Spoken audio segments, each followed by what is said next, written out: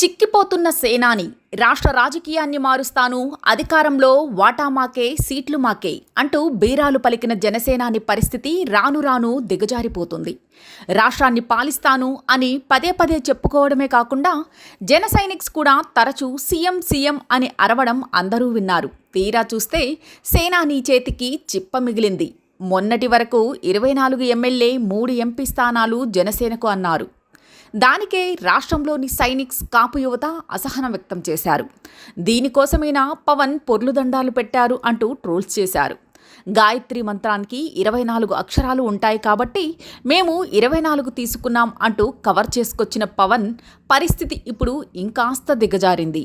ఇప్పుడు మరో 3 ఎమ్మెల్యే సీట్లకు కోత కోసేసిన చంద్రబాబు పవన్ను 21 సీట్లకు కుదించారు.